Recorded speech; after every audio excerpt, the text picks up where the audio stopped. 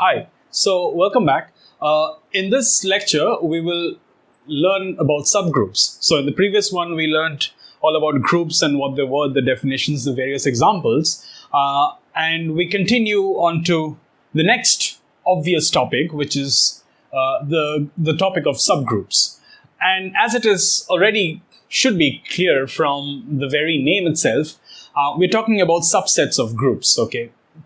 Of course, with certain structures, and that's why they're not called just subsets, but subgroups. Okay, so let's just define what a subgroup is. So if G dot, that is this two-tuple, this pair is a group, and suppose you have a subset S of the original set G, which of course combined with this binary operation is a group, then if you consider this new two-tuple, this new pair, which is the subset of G and the original binary operation, if you consider this as a new pair now, so then this will be called a subgroup of G if and only if, this IFF actually signifies if and only if, S, this thing actually, I should put in here, this tuple, if this tuple, two-tuple, this pair, follows all the four axioms of a group. In other words, it follows the axiom of closure, the axiom of associativity, the axiom of inverse and identity, okay? So, in other words, it's a group by itself, okay? Except that the set that we're using for this pair is just a subset of a larger group, okay? So really, a subgroup is nothing more than nothing less than a group itself, but it's a subset. The set on which this operation is defined is a subset of a larger set, which by itself is a group, okay? So that's the definition of a subgroup. It's as easy as it can get. So let's look at a couple of examples of what subsets can be. This is a sign, a symbol that I will sometimes use just to save space or not write too much, which will denote the word subgroup of. This will be sometimes denoted by this less than equal to symbol. Well, it's a relation symbol, really. We use it to relate a smaller number with a bigger number like that. But we can use it just because you can think of S dot is a smaller group than a bigger group, okay? So just to save space, I can use this symbol. Remember, when they're not numbers, when I'm using groups, these structures, of course, they mean this is a subgroup of this. So let's come to the first example. The first example is that the group of, or the set of all integers with addition will be a subgroup of the set of all real numbers with addition. Now, of course, the first thing to check is whether this set is a subset of this set. It is true, of course, integers are real numbers. And we're using the same addition. This phenomenon of using this addition or this binary operation in the larger set, using the same operation in the smaller set is basically called restricting the operation, binary operation, to this lower set or this smaller set. Okay, so restricting an operation. So I'll just write it down here. It's called restricting the binary operation to the smaller set, okay? It just means that you're using the same operation, but now you're using it for elements of this subset, or elements of this set, okay? Of course, it's a subset of R. So that's it. I mean, and while we learnt about, when we learnt about groups, we have already shown in examples that Z plus Z addition was a group by itself, and so was R plus, okay? So they were both groups, and so if it's a group, it of course follows all the four axioms of a group. But turns out that because this set is a subset of this larger set, and both are groups. So therefore, this will become a subgroup of this. Okay, Z addition will become a subgroup of R addition. Similarly, these two examples came up as well. We addressed individually, these two. We said that Q star, which is Q, that is all rational numbers except the number 0, with multiplication, the normal multiplication as the operation was a group by itself. And so was C star with multiplication, that is complex numbers without the 0, with normal multiplication, complex multiplication, was also a group. And turns out that all rational numbers are, of course, complex numbers, okay? A rational number is a real number, and a real number is a complex number with a 0 imaginary part. So really, this is a subset of C star. Q star is a subset of C star. And so it's, again, by the same logic, it's a subset, it's a subgroup of this bigger group, okay? Now, let's come to the one example that we had actually, worked out just to show that this was a group. This GL2, general linear group of order 2, with matrix multiplication. This was the set basically meant all 2 cross 2 matrices with determinant non-zero. In other words, invertible matrices. Invertible in the sense of how you would invert a matrix. Okay. Now that we had shown was a group, and now we want to show that we are defining a new set here, which is also a set of 2 cross 2 matrices, but they are diagonal matrices. In other words, you have these diagonal entries A and B, which are non-zero, and they're real numbers, of course, because we're taking it from this real field. And the rest of the non-diagonal entries is 0, of course. So it's a diagonal matrix. And of course, we are using the same matrix multiplication. Here we use matrix multiplication, restricting that to this new subset. And we want to show that this is a subgroup. Okay. Of course, I must mention that why is this a subgroup of this? This would be a subset of this if the determinant of this is, of any element from here, is non-zero. In other words, if this is an element from this, then this element would belong to this. That's what it means to be a subset. Would belong to this set if the determinant of this M is not 0. In other words, let's say we have to show that D2R. We're trying to show, or TS is to show, we're trying to show first that this is a subset of GL2R. How would you do that?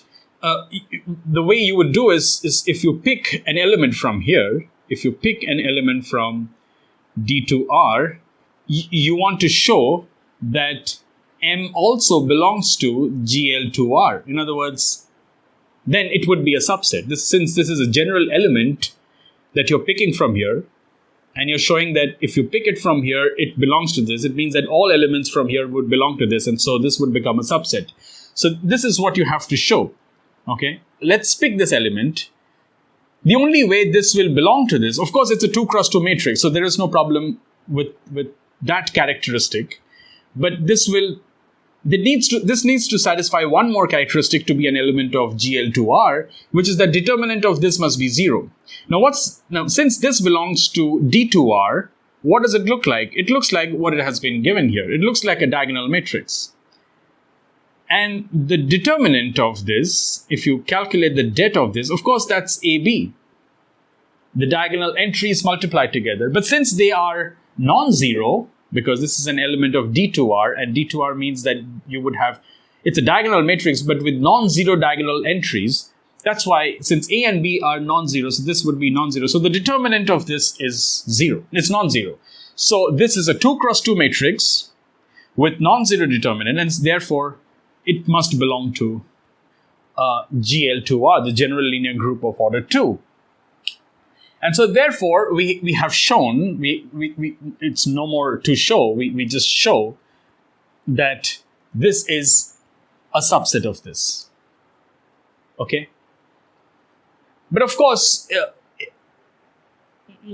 we have to show that not every subset of this can become a subgroup. We have to show that this follows the 4 characteristics or the 4 axioms of a group. Let's just do that quickly. What if I want to show closure, whether this is closed under this matrix multiplication, the closure property? If I take 2 elements from here, let me call the first one AB00, and another one which is CD00. Let me just take these 2 elements from D2R, and if I multiply them, matrix multiply them, to satisfy the closure property, this matrix multiplication, whatever it results into, that must belong to D2R. So this obviously belongs to A, C, B, D with 0 entries and the non-diagonal positions. And because A and C are non-zero, so AC would be non-zero, and B and D are non-zero, so BD would be non-zero. So you have a 2 cross 2 matrix, diagonal matrix with non-zero diagonal entries, and therefore this must belong to D2R. So that proves the closure property. What about associativity? That's the easiest one. Matrix multiplication is always associative, and since we are using the matrix multiplication here, it's associative. Okay, that's the easiest one. What about inverse? Identity. Well, we knew the identity element in this bigger group. This was the identity element, 2 cross 2 matrix. But turns out that this is a diagonal matrix with non-zero diagonal entries. 1 and 1 are non-zero. So this will belong to D2R as well. That's great. So the identity element, which of course, this was the identity element of the general linear group of order 2. And since now, by its own characteristic, it belongs to D2R, so therefore this will be the identity element of elements from here. Because after all, these elements are elements of this, and this one acted as identity for them. All right.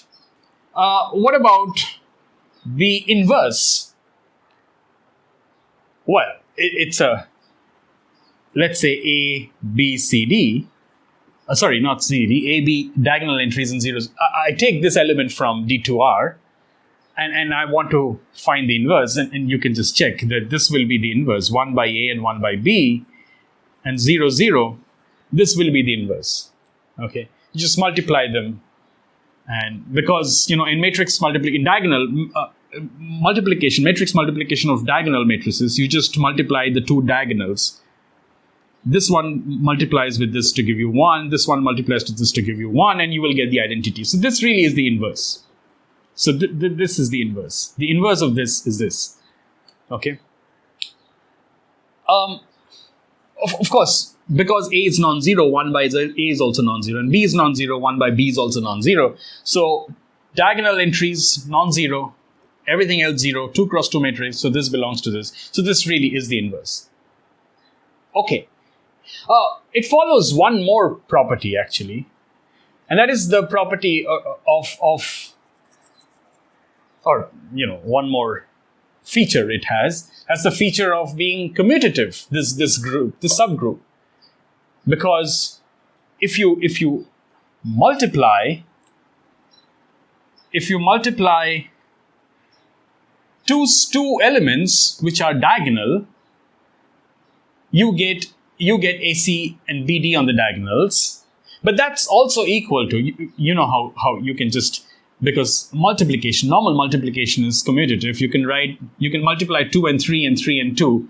So this can be written as DB, and then of course this can be written as CD00 and AB00. And you see, you can exchange the positions of the two elements. This one comes second here, this one comes first. And so, if you take any two elements from here, you can multiply them in whatever order, and the answers will still come out to be the same, and therefore it actually follows the feature of commutativity, or it's an abelian group. In other words, this by itself, this is an abelian group, which is a new thing because this larger group was not abelian, and we've shown that the last time. This was not abelian. But if you take a subset, this is a subgroup of this. Of course, it is a subgroup because it follows all the four characteristics of being a group. But it, restricting this multiplication, matrix multiplication to this, adds a new something more to this because it has less number of elements, so to speak. So it can satisfy more characteristics in a manner if you think about it. And so it turns out that it has an additional structure, which is that it is abelian. So it's a new learning here that you may have a group which is a non-abelian group, but you may have a subgroup which can turn out to be an abelian group. So this is a very nice example in that sense. Okay? All right. So that basically covers or gives an idea of what a subgroup is, and with a few examples and a new interesting case here. Okay. All right. I just want to give one more. It's a concise way of proving that something is a subgroup. Okay. Let's just write it as a theorem. And really, it's a small theorem which can be solved like a problem. The theorem is going to be like this, okay? And we're going to show this like a small problem. So this is a group, okay? This is a group.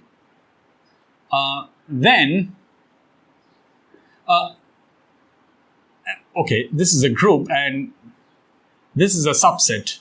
S is a subset of G, okay? Then this is a subgroup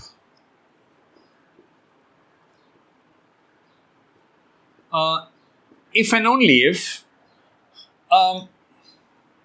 for all AB in S, A dot B belongs to S, and for all A in S, S inverse belongs to S. Okay.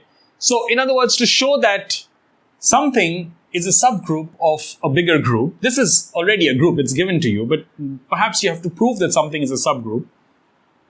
Instead of going through all the four characteristics of a group, you can show that only the closure property holds and the inverse property holds, and it will automatically be a subgroup. So in other words, you don't have to prove that something is a subgroup of a bigger group, you don't have to go through all the four properties. All you have to do is to just show that it holds two properties, it satisfies two properties, the closure property and the inverse property. If and by this theorem we will prove that is enough to show that it would follow or satisfy the other two properties as well.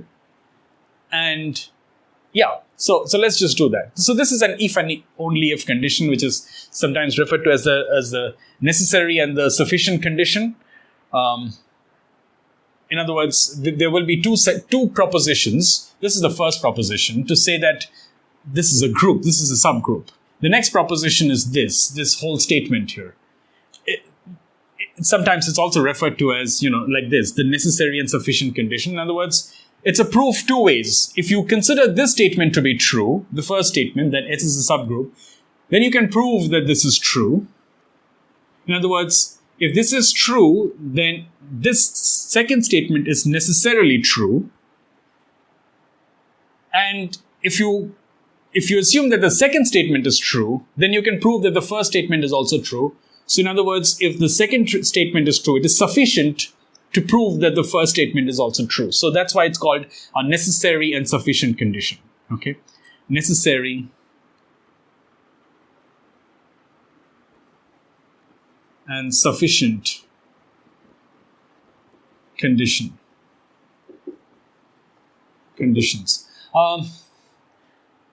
Because there are two conditions. Anyway, and this is a kind of, it's a phrase that is used a lot in groups and in algebraic structures where we prove a lot of things, according to this. Anyway, so let's just show that, of course, if it is a subgroup, then there is no problem in proving that these two will be, will hold, because if it's a subgroup, then it must follow the four axioms by definition. And so it should follow the closure property and the inverse property. So this way showing, or the necessary condition, which is the going from the first statement to the second statement, the necessary condition is true by very vacuous logic or very obvious trivial statement. Okay. We want to show the sufficient condition. Okay, that if this is true, if I take this statement to be true, I can easily show that this is a subgroup. So let's just do that. Okay. Well, if this is true, so I have to show that this is a subgroup, I have to show that it follows the four axioms of a group. If I assume this, it means that it already follows two conditions or two axioms of the group. So the closure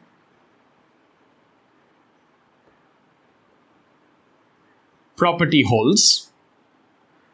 The inverse property also holds. Okay. What about the identity? Okay, let's do associativity.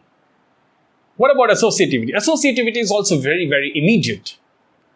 Because if you, for example, if you take three elements from S, because they were also elements of G, and in G they were associative. In other words, you could do all of this. You could, product the first two, and with that you can product the last one. You could do all of this in G, and since we are using the same binary operation in S as well, this equation will not change, because as elements of G, they would follow this. So really, even in the case when S is a subset of this, the associativity will always carry forward in any subset. Okay. There is no problem with that. So therefore, associativity is also true. Okay. What about, let's do the last one, which is the identity. Okay, that's what we have to